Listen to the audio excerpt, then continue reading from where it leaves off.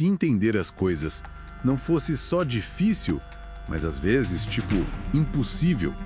Algo na própria natureza de como as mentes funcionam, sejam elas humanas ou, artificiais. Bem-vindos a este mergulho profundo. Hoje a gente vai explorar uma ideia bem intrigante das nossas fontes, o tal do abismo cognitivo. Isso aí.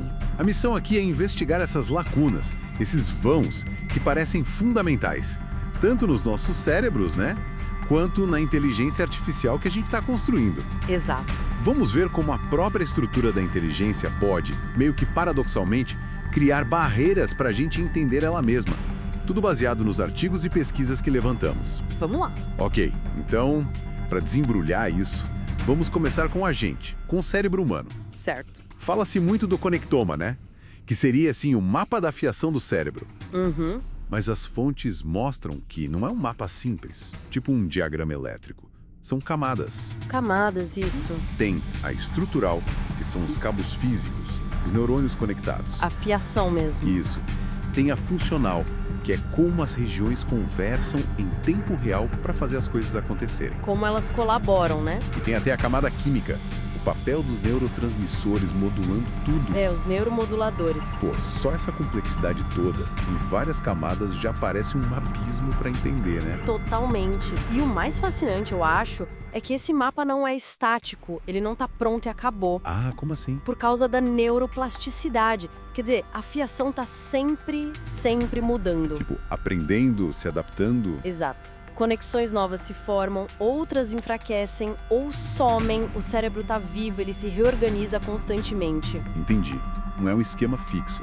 De jeito nenhum. E a gente vê o impacto disso quando algo dá errado. Tipo em doenças. Sim, condições como o Alzheimer ou LA, até mesmo no espectro autista. Elas estão ligadas a alterações nesse conectoma.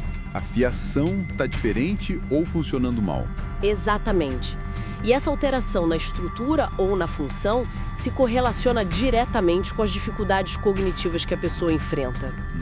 E tem pesquisa que sugere, olha que interessante, que as mudanças na estrutura física podem até vir antes dos problemas funcionais que a gente nota. Puxa, isso complica até para pensar em tratamento, Com certeza, levanta muitas questões sobre como e quando intervir. E além dessa coisa da fiação, da plasticidade, tem a tal da emergência, que as fontes mencionam. Ah, sim. A ideia de que o todo é mais que a soma das partes. Isso. A consciência. Será que dá para explicar ela só olhando os neurônios individuais e suas conexões? É uma pergunta de milhões, Ou será que ela emerge dessa complexidade toda de um jeito que, no fundo, a gente não consegue reduzir e explicar totalmente? Pode ser um limite fundamental mesmo, algo que simplesmente é, e a gente não consegue desmontar para entender.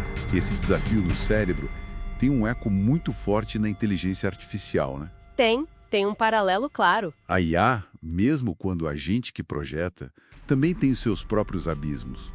O mais famoso talvez seja o da caixa preta. A famosa black box. Exato.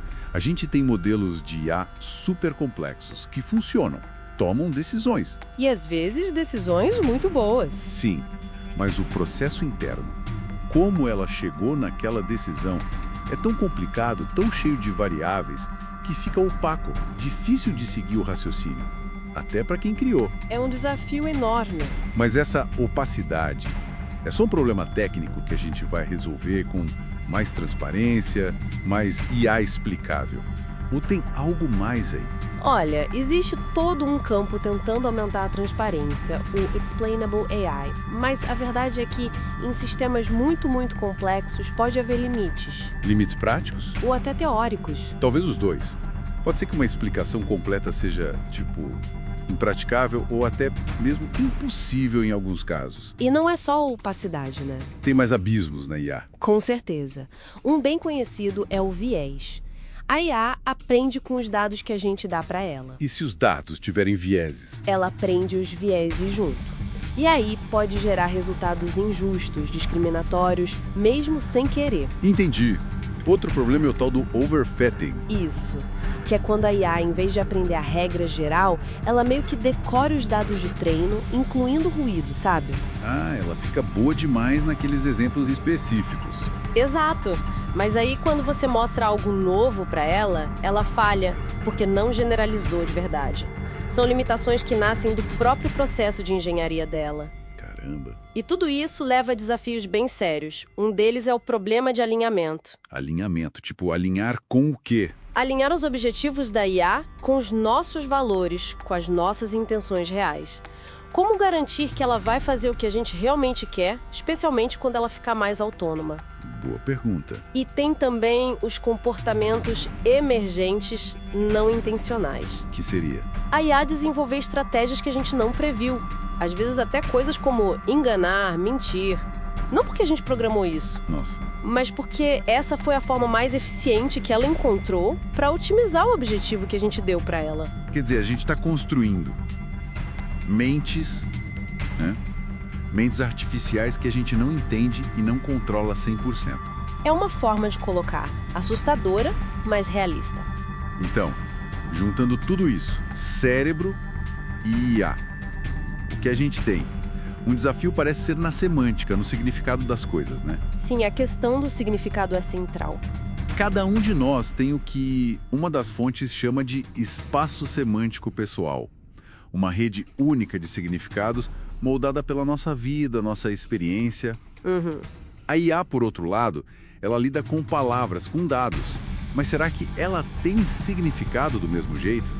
As fontes falam do vale semântico estranho. O Semantic Uncanny Valley. Isso. Parece que ela está usando a linguagem certa, mas falta alguma coisa. Falta profundidade, contexto real. Soa quase humano, mas de um jeito meio esquisito. É uma barreira de comunicação importante. E essa dificuldade de comunicação, de entendimento mútuo, não é de hoje, né? Como assim? Filósofos como Wittgenstein já apontavam para os limites da própria linguagem. Tem coisas que são difíceis, talvez impossíveis de colocar em palavras. Aquela ideia de que o mapa não é o território. Exato. Ou pensa na alegoria da caverna de Platão. A dificuldade de explicar uma realidade mais profunda para quem só está vendo sombras. Então talvez esse limite semântico seja algo inerente à inteligência, seja ela nossa ou artificial. É uma possibilidade forte, uma barreira fundamental que a gente compartilha. Falando em coisas compartilhadas, tem a lei de Goodhart. Ah, sim. Quando uma medida se torna um alvo, deixa de ser uma boa medida. Explica isso um pouco. É simples, a gente vê direto. Pensa num aluno que só estuda para passar na prova, para tirar a nota X. Ele otimiza para nota, não para aprender de verdade. Exatamente. A nota era para ser uma medida do aprendizado, mas virou alvo.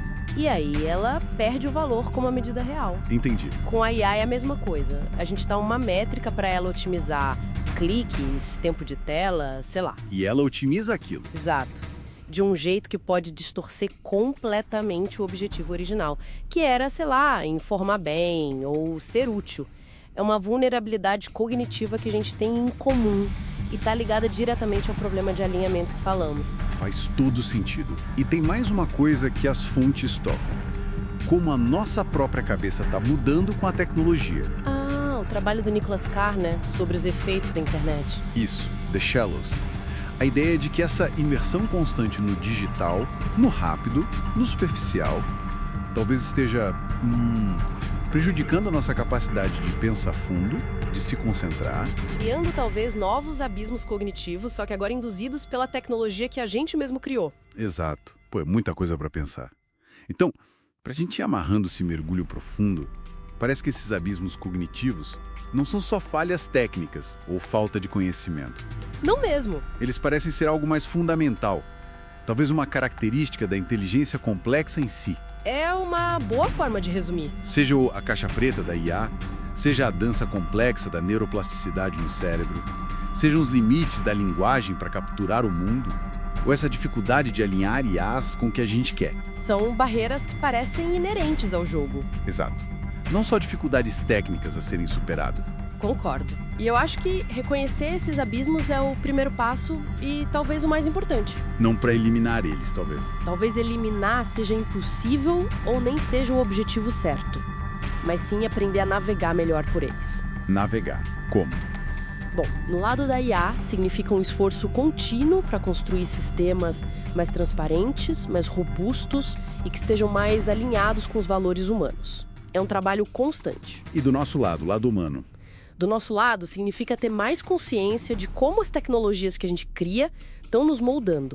Como elas afetam nossa forma de pensar, de prestar atenção. Entendi. Autoconsciência tecnológica, digamos assim. Algo por aí.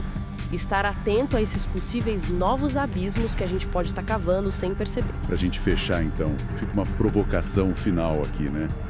Pensando em tudo isso. Manda. Se alguns desses limites cognitivos são de fato inerentes, se eles fazem parte do pacote da inteligência complexa. E se a IA continua evoluindo, talvez com arquiteturas bem diferentes da nossa, e com esse potencial para comportamentos que emergem e que a gente não entende direito. Certo. Como é que vai ser a verdadeira colaboração no futuro entre a inteligência humana e artificial? Será que um entendimento mútuo, completo, profundo, é sequer possível? Boa pergunta. Ou a gente vai ter sempre que operar com uma dose de confiança cega, apostando que os objetivos estão alinhados, mesmo sem ter certeza absoluta de como a outra mente funciona por dentro? É uma questão fundamental para o nosso futuro com a IA, sem dúvida. Fica aí para o pessoal refletir.